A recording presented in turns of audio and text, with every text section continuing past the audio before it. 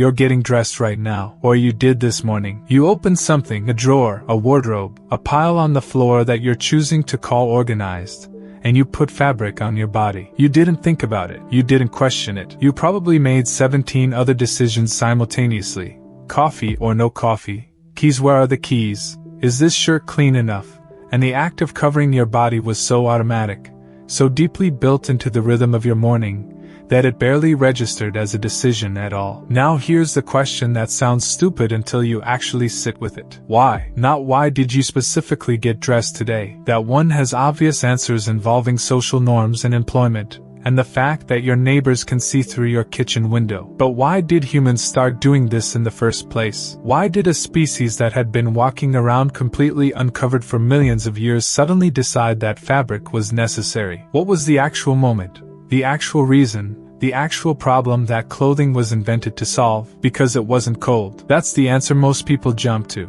And it's not wrong exactly, but it's so incomplete that it might as well be wrong. The story of why humans started wearing clothes is so much stranger, so much more layered, and honestly so much more revealing about what we actually are as a species than the obvious explanation suggests. Let's go back, way back. Early Homo sapiens, fully anatomically modern humans, appear in the fossil record somewhere around 300,000 years ago. For most of that time, the climates where we evolved, East Africa primarily, the Great Rift Valley, the savannas and woodlands where our species took its first steps as itself, were warm. Not just mild. Warm. The kind of warm where additional insulation would have been a liability, not an asset. Our closest living relatives, chimpanzees and bonobos, don't wear clothes. Gorillas don't wear clothes. The species we evolved from didn't wear clothes, and for most of our existence as Homo sapiens, either did we. So what changed? Here's the first thing that surprises people. We know, with reasonable scientific confidence, when humans started wearing clothes. Not from archaeological evidence of the clothes themselves, because fabric and animal skin don't fossilize the way bones do. We know from something far more unexpected. Lice. Specifically, a tiny evolutionary split between two species of human louse. Head lice, which live in hair, and body lice, which live in clothing. These are two distinct species now, but they share a common ancestor. And because we can sequence their DNA and calculate how long ago they diverged, we can pinpoint approximately when body lice evolved, which means we can pinpoint approximately when humans started providing the habitat that body lice needed to exist, which means we can pinpoint approximately when humans started wearing clothes regularly enough for a separate louse species to evolve to live in those clothes. The answer, depending on which study you look at, is somewhere between 83,000 and 170,000 years ago, long before agriculture, long before pottery, long before anything most people associate with the word civilization, which immediately raises the obvious follow-up question. If the climate was warm, why were people wearing anything at all? And the answer is that humans had already started moving, not in the casual sense, in the enormous, planetary sense. By 100,000 years ago or so, modern humans were pushing out of Africa into environments that our species had never encountered before. The Middle East, Central Asia, eventually Europe, during glacial periods when what is now Germany and France looked more like Siberia than anything we'd recognize today. Temperatures that could kill an unprotected human in hours. Winds that didn't negotiate. Winters that lasted most of the year. You cannot survive Ice Age Europe without insulation. You simply cannot. This is not a challenge that willpower or toughness or group cooperation fully solves. The physics of body heat are unforgiving. Without something between your skin and the air, you lose heat faster than your metabolism can replace it, and then you die. It's not dramatic, it's just thermodynamics. So early humans did what early humans always did when confronted with a problem. They looked at the resources available, and they improvised. The resources available, conveniently, included animals with fur. Animals that had spent millions of years evolving extremely effective insulation for exactly the environments early humans were now trying to inhabit. And early humans had already been hunting these animals for food. The leap from we eat this to we could also wear this is not a complicated leap. It doesn't require advanced reasoning. It requires noticing that the skin of the thing you just ate is warm, and that you are cold. What it does require, the part that genuinely is impressive, is the ability to process that skin into something wearable. Because raw animal hide is not clothing. It's stiff, it rots, it smells, it cracks in cold and becomes a bacterial disaster in heat. Turning an animal hide into something a human can actually wear requires multiple processing steps. Scraping the fat and tissue from the inner surface. Softening the hide through repeated working, either by hand or with tools. Treating it with substances, often animal brain, which contains the exact oils needed to tan and preserve skin, a discovery that someone made through observation and probably quite a bit of accidental experimentation. Cutting it to shape, fastening it somehow. Archaeological evidence of these processes shows up surprisingly early. Scrapers, the specific stone tools used to process hides, appear in the record well before 100,000 years ago. We find them in Africa, at sites where the climate didn't require insulation, which suggests that hide processing may have begun even before the push into colder environments. The technology preceded the necessity. Humans were figuring out how to work with animal skins before they desperately needed to. This is one of those details that stops being just interesting and starts being important, because it means clothing wasn't only a survival response to cold. Something else was already happening. Something that made processing and wearing animal material worth doing even in climates where you didn't need it to survive. And this is where the story gets genuinely strange. There is a theory, well supported and increasingly accepted in anthropological circles, that some of the earliest uses of animal skin and shell and plant material wrapped around or attached to the human body had nothing to do with temperature at all. They had to do with meaning. We know that early humans were making ochre, a red pigment, and using it to mark things, including themselves, at sites dating back 160,000 years or more. We know they were making beads from shells and perforated animal teeth and stringing them,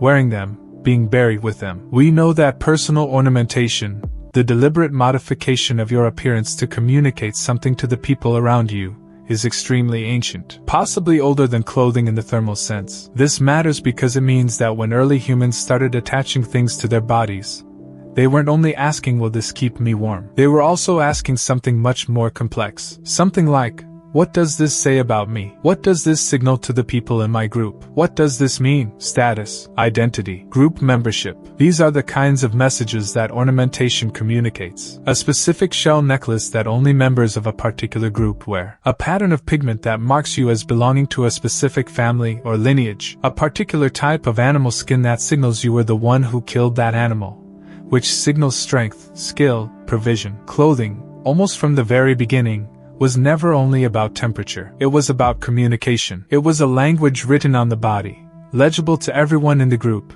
carrying information about who you were and where you stood. And this makes a strange kind of evolutionary sense. Humans are, fundamentally, social animals. Our survival has always depended not just on individual physical capability, but on our ability to cooperate, to form coalitions, to signal trustworthiness and capability to potential allies. Any trait, any behavior, any technology that helps communicate social information more effectively is going to be selected for. Clothing that says I am a skilled hunter or I belong to this group or I have status here is not decorative, in a trivial sense. It is socially functional in a deep sense. It gives other humans information they need to navigate the group, which explains something that has puzzled researchers for a long time, which is that across virtually every human culture ever documented, even cultures in climates so warm that thermal insulation is completely unnecessary, humans wear things, cover things, attach things to their bodies. There are cultures where almost nothing covers the body,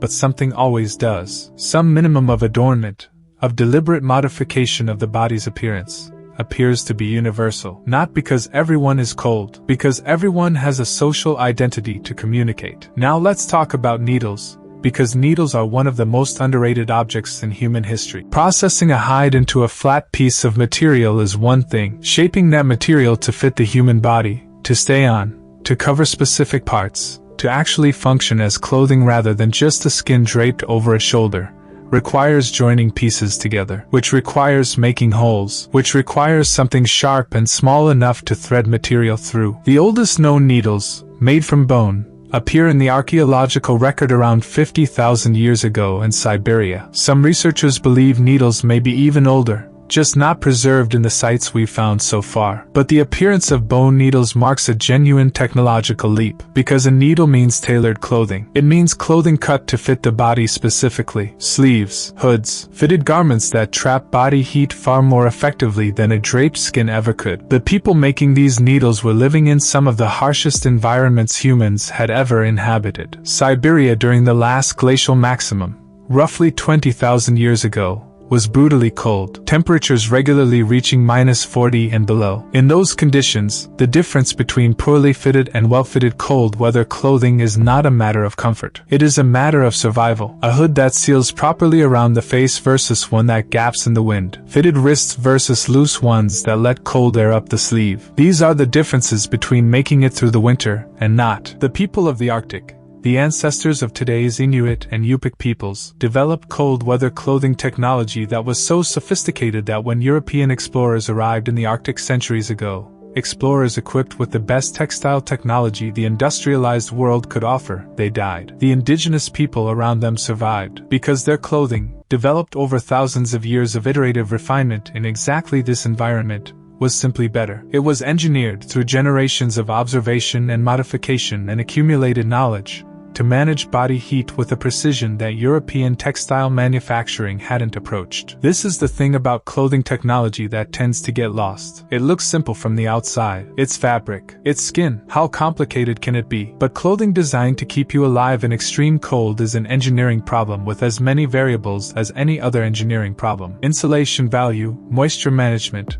wind resistance, flexibility, weight, the ability to be adjusted as activity level changes and body heat production rises or falls. The people who solved this problem in the Arctic solved it without any of the formal tools of modern engineering. Through observation, through testing, through the slow accumulation of knowledge passed from generation to generation in the form of technique. That knowledge lives in the hands of the people who make the clothing. It lives in the specific way a hide is prepared, in the particular stitch used to join pieces, in the material chosen for each layer of a multi-layer system. It is expertise as deep and as sophisticated as any other form of human technical knowledge, and it is ancient. But back to the question of meaning, because the thermal story and the social story of clothing don't exist separately. They've always been intertwined in ways that tell us something important about what human beings are. Consider this. At some point in human prehistory, clothing transitioned from something you wore when you needed it to something you were expected to wear, from a practical tool to a social norm, from a choice to a requirement. And the moment clothing became a requirement,